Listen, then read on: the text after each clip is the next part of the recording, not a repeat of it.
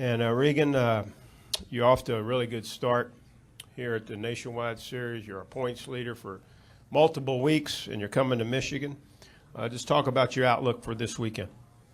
Well, I think our outlook for this weekend's good. We won this race last year and felt like we had a strong car all weekend. I think we're going to have the same strength out of our Texler Chevy this weekend, and I look for the same things. I think anytime you have the notes from a win to go back to a racetrack with and follow up with, obviously you have a lot of confidence, and we have those notes. So we'll look to those and learn what we can from them, and hopefully the car will be just as fast as it was last year. Thank you, Regan, and certainly he is our defending race winner here at Michigan. Questions for Regan Smith? If you have one, raise your hand, and we'll get you a wireless mic. Questions for Regan Smith? Right over here, Mike, to the left. Yeah, Regan. Obviously, you'd like to be back in Cup, and I'm sure you'll get there again. But are you having fun in this series, and what are you learning? Running in Nationwide. Yeah, well, I definitely, I want to get back there. That's been the goal from the start, from when I took the step back to the Nationwide stuff. So, it's I think it's a situation where I've been having a blast. I go out there and I got cars that are capable of winning every week, running up front every week, and as a driver, that's all you can ask for. That's you want to be competitive, you want to be challenging for victories as much as you can.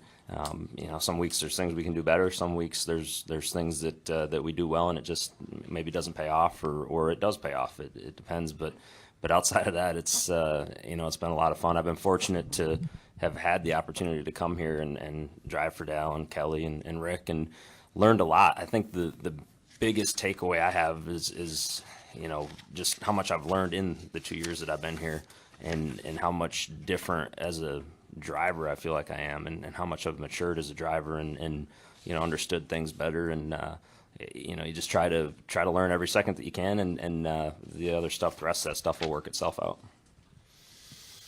Other questions for Regan?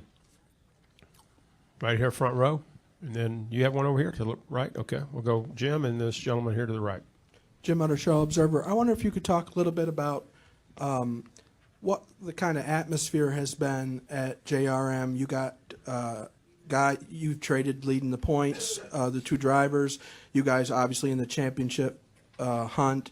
It's not a chase, so it's based, still based on points, but you both have won. I know that Kelly and Dale have talked about really wanting to get a championship to kind of cement their involvement. What's it been like at JRM this season with both of you guys in contention?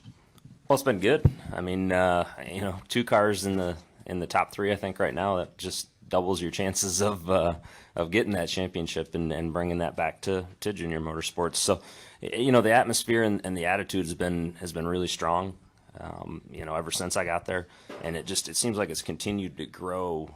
Year in, year out, it keeps getting better. I think in particular this season, with the addition of Ernie Cope and making some of the moves and some of the changes that we did, it's taken in where we had two really good teams last year. Now we've got three teams that all three could be out there contending for wins and have.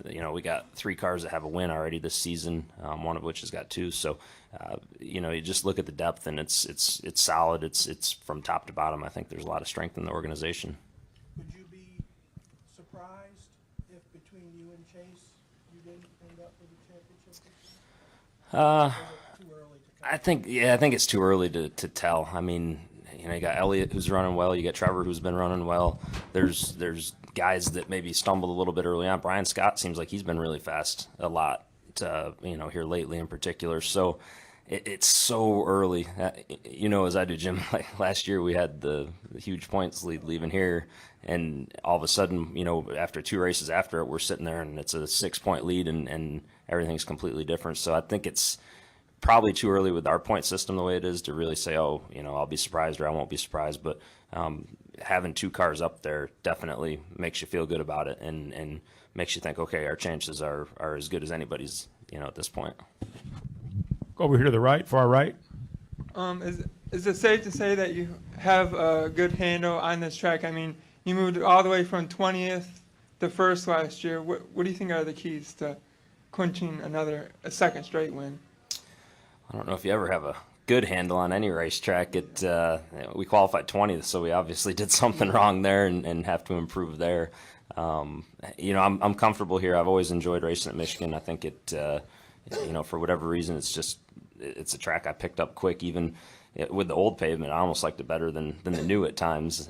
Just because of the running up by the wall, and I think we're going to see it continue to widen out and move the groove up little by little. Each time we come back here. So I anticipate hopefully that'll happen this week. I have a confidence level. Anytime you win somewhere, you have a confidence level of that racetrack, and you feel like you understand what you have to do. So, we'll think back to what we did last year to put ourselves in position to win and to make up the 20 spots, and hopefully it works out the same. Kenny Bruce here in the middle.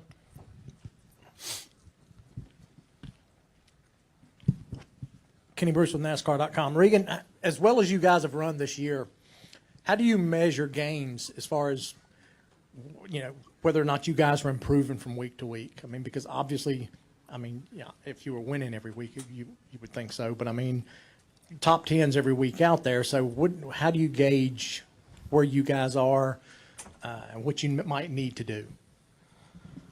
Well, I think for the 7 team in particular, we know pretty clearly, okay, top 10s, that's been great. That's a good figure and a good stat for us to have, but that's not going to win the championship. As good as everybody's running this year and as strong as it appears that the 5 or 6 cars that are going to be in the hunt are, it's going to take more than top 10s. You're going to have to get more wins. You're going to have to get top 5s consistently and make that happen. So I think the obvious thing for us would be to say, okay, well, let's get on a top 5 streak, and that's how we measure our gains.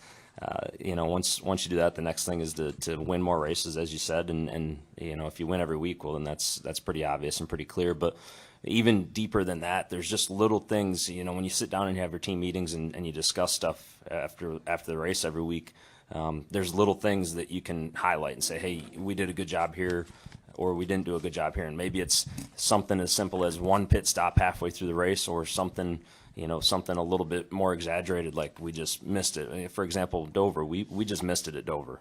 For whatever reason, I didn't like the feel that I had in my car, and we never got that better all weekend long. So there's still things you can sit down and figure out and use as a benchmark, even if it's internally. The 9 car ran better than us at Dover.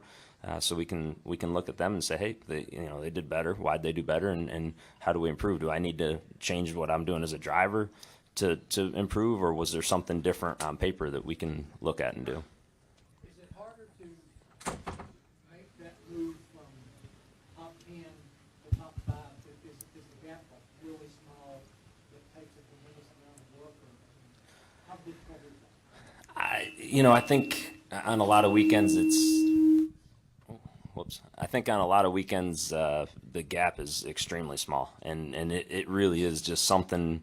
Maybe it's one pass on a restart. Maybe it's restarting on the inside instead of the outside. It's just the simple little things, and I would say there's at least 5 races this year that we can look back at and say, if this would have been just a little bit different, it changes the entire outcome for us positionally.